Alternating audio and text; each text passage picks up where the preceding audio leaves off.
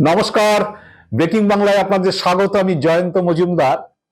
আমি রবিবারের ভিডিওতেই বলেছিলাম যে শুভেন্দু অধিকারীকে দল হচ্ছে মমতার মুখে ঠেলে দিতে চাইছে, যদি না সেটা অমিত শাহ এবং মোদিজি হচ্ছে গ্রিন সিগন্যাল দেন, তা না হলে হচ্ছে বিজেপির রাজ্যের কিছু নেতা এবং দিল্লির কিছু নেতা তারা ঠিক করেছেন মমতা বন্দ্যোপাধ্যায়ের বিরুদ্ধে একজন হেভিওয়েট প্রার্থী দেওয়া হবে, সেটা শুভেন্দু অধিকারী হলে ভালো হয়। তো শুভেন্দু অধিকারীকে হচ্ছে এনে দাঁড় করানো হবে এবং বিজেপির দুই শীর্ষ নেতা নরেন্দ্র মোদী এবং অমিত শাহ গ্রিন সিগন্যাল দিলে সেখানে তাকে দাঁড় করানোর ইচ্ছে রয়েছে। তবে শুভেন্দু অধিকারী বলেছেন যে তিনি শুধু ভবানীপুরে কন্টেস্ট করতে চান না, তিনি নন্দীগ্রামে কন্টেস্ট করতে চান। তার ফার্স্ট প্রায়োরিটি নন্দীগ্রাম, এবং সেকেন্ড যদি দল বলে ভবানীপুরে দাঁড়াতে তাহলে তিনি দাঁড়াতে ইচ্ছুক, এরকম একটা কথা তিনি দলকে বলেছিলেন। তো সোমবার দিন বিজেপির 144 জন প্রার্থীর নাম ঘোষণা হয়েছে, আপনারা ইতিমধ্যেই জেনে গিয়েছেন। শুভেন্দু অধিকারীকে নন্দীগ্রাম এবং ভবানীপুরে হচ্ছে টিকিট দিয়েছে দল, মানে প্রার্থী করেছে। তো শুভেন্দু অধিকারী যথারীতি দুই জায়গাতেই দাঁড়াবেন। তো প্রার্থী করার পরে হচ্ছে প্রাথমিকভাবে শুভেন্দু কি বলে মিডিয়াকে বলেছেন যে অন্তত পক্ষে কমপক্ষে 20,000 ভোটে তিনি মমতা বন্দ্যোপাধ্যায়কে ভবানীপুরে হারাবেন, আর ওটা বেশিও হতে পারে। যেটা গতবার নন্দীগ্রামে বলেছিলেন যে 8 লাখ ভোটে, মানে 50,000 ভোটে মিনিমাম তিনি হারাবেন। যাই হোক, সেটা 1956 ভোট হয়েছে, সেটা নিয়ে বিতর্ক আছে। তৃণমূলের লোকরা বলে লোডশেডিং ফোডশেডিং করে উনি জিতেছিলেন। এসব আমি বাদ দিলাম, 5 বছর হয়ে গেছে, সে মামলারও নিষ্পত্তি হয়নি। তো যাই হোক, এখন শ্রমিক ভট্টাচার্যরা চেয়েছেন, যেটা আমি কেন বলছি যে শ্রমিক ভট্টাচার্য, দিলীপ ঘোষ, সুকান্ত মজুমদাররা চেয়েছেন যে শুভেন্দু অধিকারী ভবানীপুরে কন্টেস্ট করুন, কারণ বিজেপির কোনো নেতা, কারণ এখন ওই চন্দ্র বসু বা কি বলে প্রিয়াঙ্কা টিব্রেওয়াল কি রুদ্রনীল ঘোষ এদের মতো কাউকে তো পাননি যে ভবানীপুরে মমতার সামনে দাঁড় করিয়ে দিতে। অনেকেই এখন আর ভবানীপুরে দাঁড়াতে চাইছেন না। শীর্ষ নেতারা তো বাদই দিন, ছোটখাটো মাঝারি নেতারাও এখন আর কেউ ভবানীপুরে দাঁড়াতে চান না মমতার বিরুদ্ধে, কারণ তারা ফেটটা জানেন যে ওখানে গেলে কি হবে। অনেক কিছু বলবেন টলবেন মিডিয়ার সামনে, টিভির সামনে, কিন্তু ফাইনালি গিয়ে কি হবে সেটা সবাই জানেন। লোকসভা ভোটের সময় নিয়ে অনেক আশা টাশা দেখান যে লোকসভা ভোটে ভবানীপুরে যে বিজেপি সবচেয়ে ভালো করে, দক্ষিণ কলকাতার মধ্যে যে 7টা অ্যাসেম্বলি আছে, অনেক নবাঙালি ভোট টোট আছে, এইসব প্লাস হচ্ছে কিছুদিন ধরে শুভেন্দু অধিকারী SIR এর পরে বলেছেন ভবানীপুরে 44,000-এর নাম বাদ চলে গেছে, আরো 14,000 অ্যাডজুডিকেশন আছে, মমতা বন্দ্যোপাধ্যায়কে ভোটে জেতাবেন কে, সব ভোটারই তো কেটে চলে গেছে। যদিও অভিষেক বন্দ্যোপাধ্যায় বলেছিলেন যে ওখানে যে 2,08,000 ভোট যা চলে গেছে, গিয়েটিও হচ্ছে যদি 1,40,000 ভোট থাকে তার মধ্যে 1 লাখ ভোট মমতা বন্দ্যোপাধ্যায় পাবেন, এটা তিনি জোর গলায় বলেছেন। যাই হোক, এখন শুভেন্দুকে শ্রমিক ভট্টাচার্যরা চেয়েছেন যে ভবানীপুরে এসে মমতার মুখে ঠেলে দেওয়ার জন্য, সেই কারণে হচ্ছে দিল্লির কাছে তারা নাম প্রস্তাব করেছেন এবং দিল্লির নেতারা লুফে নিয়েছেন যে হ্যাঁ, মমতা বন্দ্যোপাধ্যায়ের বিরুদ্ধে একটা হেভিওয়েট ক্যান্ডিডেট দেওয়া যাবে, তাকে ব্লক করে দেওয়া যাবে। তো এইসব হয়েছে। তো এখন যেটা হয়েছে, আমি কিছু রাজনৈতিক পর্যবেক্ষকদের সঙ্গে কথা বলছিলাম, মানে বিশ্লেষক যারা, তারা, আমি জিজ্ঞেস করছিলাম দুটো ক্যান্ডিডেট, বললো আসলে ব্যাপারটা হচ্ছে যে শুভেন্দু অধিকারী যদি নন্দীগ্রাম ছেড়ে ভবানীপুরে দাঁড়াতো শুধু, তাহলে একটা ব্যাপার ছিল, শুভেন্দু অধিকারী মমতার সিটে এসে মমতাকে হারানোর জন্য তিনি নেমেছেন, তিনি সেখান থেকে জিততে চান। যেমন মমতা বন্দ্যোপাধ্যায় যখন ঘোষণা করেছিলেন গতবার যে আমি নন্দীগ্রামেই দাঁড়াবো, মমতা বন্দ্যোপাধ্যায় কিন্তু তার নিজের জেতা সিট ভবানীপুরে তিনি দাঁড়াননি, তিনি নিজের জেতা সিট ছেড়ে দিয়ে নন্দীগ্রাম গিয়ে কন্টেস্ট করেছেন, শুভেন্দু জেতা সিটে দাঁড়িয়েছিলেন।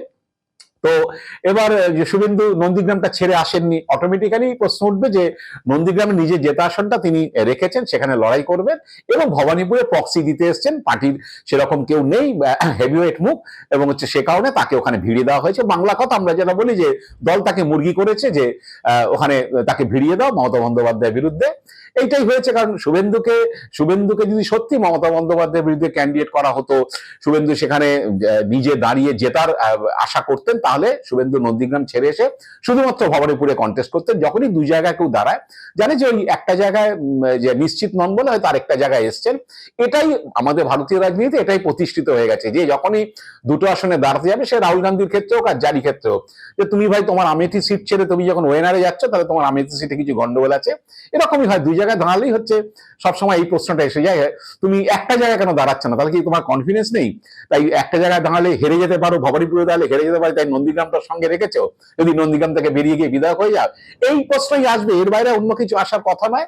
অনেক কিছু বলছে, ভবানীপুরের লোকরা বলবে যে তোমাকে যদি জেতাই তুমি কোথায় থাকবে, এখানে থাকবে না নন্দীগ্রাম থাকবে, নন্দীগ্রামে যদি যেত, এই প্রশ্ন আসবে। যাই হোক, এখন নন্দীগ্রাম আসনে যেটা হয়েছে যে নন্দীগ্রাম আসনটা এবার শুভেন্দুর জন্য খুব সুবিধাজনক না, কারণ নন্দীগ্রাম তৃণমূল যেই ক্যান্ডিডেট করুক, যাকেই ক্যান্ডিডেট করুক, নন্দীগ্রাম গত 5 বছরে যেভাবে নন্দীগ্রামে পলিটিক্স হয়েছে, যেভাবে সেখানে রাজনৈতিক সংঘাত হয়েছে, প্রতিনিয়ত নন্দীগ্রামে যে পলিটিক্সটা হয়, নন্দীগ্রাম এখন টোটালি হচ্ছে পোলারাইজড হয়ে গেছে। নন্দীগ্রামে হচ্ছে কি বলে, সেই জিনিসটা নেই। নন্দীগ্রামে এখন আগামী দিনে যে ভোটই হোক, যেই ক্যান্ডিডেট হোক, সেটা হচ্ছে সিম্বলে ভোট হবে। কারণ 5 বছরের মধ্যে সেই দ্বিধা দ্বন্দ্ব অনেক কিছু কেটে গেছে। কেটে গিয়ে এখন যারা তৃণমূল তারা তৃণমূল, যারা বিজেপি তারা বিজেপি। বিজেপির লোকরা অবভিয়াসলি হচ্ছে তারা শুভেন্দুপন্থী, এবং তৃণমূলের লোকরা তৃণমূলের লোক। সে নেতারা যেই থাকবে না কেন, মমতা বন্দ্যোপাধ্যায়, অভিষেক বন্দ্যোপাধ্যায়ের লোক। এখন হচ্ছে যে নন্দীগ্রামেও যেটা হয়েছে যে তৃণমূলের যারা ভোট দেবে তাদের ভোটটা কিন্তু কে প্রার্থী হলো সেটা নয়, তারা ভোটটা দিয়ে শুভেন্দু অধিকারীকে হারাতে চান, যারা তৃণমূলের ভোটার। আর বিজেপি ভোটটা হচ্ছে শুভেন্দু অধিকারীকে দিয়ে তৃণমূলকে হারাতে চান। এটাই নন্দীগ্রামে এখন এমন ভাবে পোলারাইজড হয়ে গেছে। নন্দীগ্রাম 100% পোলারাইজড।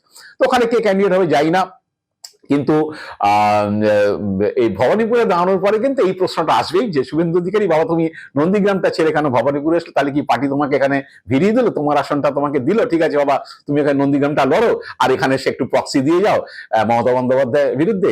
শুভেন্দু অধিকারী নিশ্চিতভাবেই হচ্ছে প্রচুর টাকা পয়সা খরচা করবেন, ভবানীপুরে লোক লস্কর জড়ো করবেন, তাদেরকে ছেলে পিলেদের টাকা পয়সা দিয়ে তাদেরকে নামাবেন। নির্বাচন ঘোষণা হওয়ার পরে হচ্ছে তারা ঢাক টাক পিটিয়ে হচ্ছে সেলিব্রেশনও করেছে যে শুভেন্দু অধিকারী প্রার্থী হয়েছে, মানে জিতিয়ে দেবেন, জিতে গেছেন, এরকম একটা ব্যাপার। কিন্তু ভবানীপুরে যে 8টা ওয়ার্ড, শুভেন্দু অধিকারী খুব ভালো জানেন যে কোন ওয়ার্ডের কি কম্পোজিশন, কোন ওয়ার্ডে বিজেপি লোকসভা ভোটের সময় ভালো করে। আবার মমতা বন্দ্যোপাধ্যায় যখন ভোট হয় তখন মমতা বন্দ্যোপাধ্যায় কোন ওয়ার্ডে, তিনি প্রায় সবকটা ওয়ার্ডেই জেতেন। কিছু ওয়ার্ডে কম মার্জিন পান, কিছু ওয়ার্ডে বেশি মার্জিন পান। তো ওই ক্যালকুলেশন গুলো তিনি জানেন, এবং শুভেন্দু অধিকারীও জানেন। এর সাইডে যে নাম্বার পড়েছে 44,000, সেই 44,000-এর মধ্যে শুধু হচ্ছে তৃণমূলের ভোটার না, সেখানে বিজেপির ভোটারও প্রচুর বাদ পড়েছে। অনেক গুজরাটি আছেন, অনেক উড়িয়া লোক আছেন, অনেক বিহারি আছেন, যারা হচ্ছে নিজেদের রাজ্যে নাম রাখবেন বলে ভবানীপুরে তারা ফর্ম সারেন্ডার করেছেন, সেরকম ভোটার আছে। এবং অমানি ভোটারদের একটা বড় অংশ বিজেপিকে ভোট দেন, সেটা শুভেন্দু অধিকারী জানেন। কিন্তু শুভেন্দু একটা জিনিস, একটা ন্যারেটিভ তৈরি করার চেষ্টা করেছিলেন যে ভবানীপুরে 44,000 ভোট বাদ গেল মানে সব তৃণমূলের ভোট বাদ চলে গেল। বিষয়টা যে তা নয়, সেটা শুভেন্দু খুব ভালো জানেন। এবং হচ্ছে ভবানীপুরে যা ভোট বাদ গেছে তার মধ্যে একটা বড় অংশে বিজেপির ভোটও বাদ গেছে, সেটাও খুব ভালো জানেন। যাই হোক, তারপরে শুভেন্দু অধিকারী লড়বেন নিশ্চিতভাবে। হয়তো 3-4টে ওয়ার্ডে বিজেপি লোকসভায় ভালো করে, সেখানে তো শুভেন্দু অধিকারী একটু ভালো করতে পারেন। কিন্তু তার বড় চিন্তা হচ্ছে ববি হাকিমের ওয়ার্ড এবং 77 নম্বরে খিদিরপুরের যে ওয়ার্ডটা হচ্ছে মুসলিম অধ্যুষিত, যেখান থেকে মমতা বন্দ্যোপাধ্যায় বরাবর হচ্ছে 12,000 15,000 ভোটে লিড পান, 18,000 ভোটে লিড পান। ববি হাকিমের ওয়ার্ডেও প্রায় 7,000 8,000, কোনোবার 10,000 এরকম লিড পেয়েছেন। এই দুটো ওয়ার্ড হচ্ছে ভবানীপুরে মমতা বন্দ্যোপাধ্যায় সবচেয়ে বড় ব্যাংক, যেখান থেকে তিনি বরাবরই হচ্ছে 15-20,000 ভোটে লিড করে। বাকি ওয়ার্ডগুলোতে মমতা বন্দ্যোপাধ্যায় লিড হলেও এত লিড হয় না, কিন্তু মোটামুটি সবকটা ওয়ার্ডই তিনি লিড করেন তিনি যখন ভোটে দাঁড়ান। তো এই জন্য শোভনদেব চট্টোপাধ্যায় যা ভোটে যেতেন, মমতা বন্দ্যোপাধ্যায় মার্জিন প্রায় ডবল হয়ে যায়। এটাই হয়েছে। এখন বিজেপি 144 জন প্রার্থী দাঁড় করিয়েছেন, নাম ঘোষণা হয়েছে, আরো 150 জনের নাম ঘোষণা বাকি। যাই হোক, আমি যে আগে ভিডিওগুলো করেছিলাম, যেটা বলেছিলাম যে শুভেন্দু অধিকারী দিলীপ ঘোষকে আটকাতে পারেননি, তাই সোমবার দিন প্রার্থী তালিকা দেখা গেল দিলীপ ঘোষ খড়গপুর সদর থেকে তিনি টিকিট পেয়েছেন যথারীতি। হিরণের নাম বাদ চলে গেছে, হিরণকে ভবিষ্যতে দেওয়া হবে কিনা আমি জানি না, তবে বিজেপির লোকজন বলছে হিরণকে সম্ভবত আর টিকিট দেওয়া হবে না। উল্লেখযোগ্য বাদের মধ্যে রয়েছে অশোক লাহিড়ীকে বালুরঘাটে বিজেপি বাদ দিয়ে দিয়েছে। একসময় প্রধানমন্ত্রীর আর্থিক উপদেষ্টা ছিলেন, তাকে গতবার দাঁড় করানো হয়েছিল বালুরঘাটে, জিতেও ছিলেন, এমএলএ হয়েছিলেন, কিন্তু খুব একটা পাত্তা পেতেন না। শুভেন্দু খুব একটা ওনাকে প্রায়োরিটি দিতেন না। যাই হোক, অশোক লাহিড়ী বাদ চলে গেছে। এবার হচ্ছে খড়গপুরে দিলীপ ঘোষ যথারীতি সদরেই টিকিট নিয়েছেন, তিনি যেখানে চাইছিলেন, এবং সমীর ভট্টাচার্য যেটা চাইছিল যে দিলীপ ঘোষ খড়গপুর সদরেই দাঁড়াক। শিবপুরে রুদ্রনীল ঘোষকে দেওয়া হয়েছে, পাণ্ডবেশ্বরে জিতেন তেওয়ারিকে দেওয়া হয়েছে। একইভাবে আমি ভিডিও করেছিলাম যে আসানসোল দক্ষিণ থেকে অগ্নিমিত্রা পাল সরতে চাইলেও তাকে দক্ষিণেই লড়তে হবে, আসানসোল দক্ষিণেই অগ্নিমিত্রাকে টিকিট দিয়েছে। কিন্তু যাদের নাম শোনা যাচ্ছিল যে নিশীথ প্রামাণিক বা শঙ্কুদেব পান্ডা, কৌস্তব বাগচি, তরুণজ্যোতি তেওয়ারি, মনোজ টিগ্রা, পিঙ্কা টিব্রিওয়াল, লকেট চ্যাটার্জি, এদের নাম নেই, বা ডাক্তার নারায়ণ ব্যানার্জি সদ্য বিজেপিতে গেছেন, কিংবা মিঠুন চক্রবর্তী, তাদের কারোর নাম নেই। তো জানি না এরপরে 150 জনের লিস্ট আসবে। ইয়ে পেয়েছে, সজল ঘোষ বরানগরে পেয়েছেন টিকিট। এই 150 জনের মধ্যে এরা থাকবেন কিনা উল্লেখযোগ্য।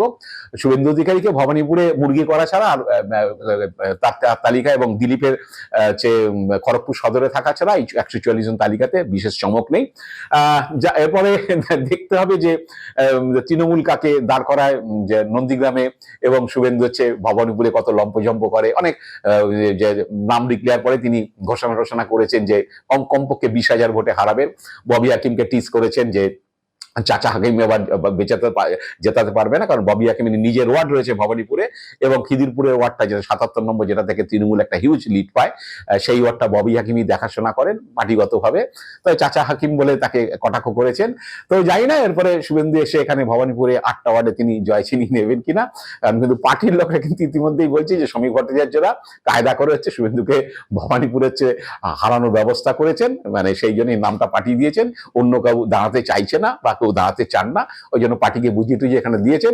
এবার শুভেন্দু ভবানীপুর আর নন্দীগ্রাম, অনেকেই বলছে নন্দীগ্রামটাও থাকবে কিনা ভবানীপুরের রোডতে এসে, সেটাও তাকে দেখতে হবে। দেখা যাক কি হয়, এখন তো ভোট বাকি আছে, রেজাল্ট বাকি আছে, আগামী দিনের জন্য আমরা অপেক্ষায় আছি। আজ এ পর্যন্তই। আপনারা ভালো থাকবেন, সুস্থ থাকবেন, নমস্কার।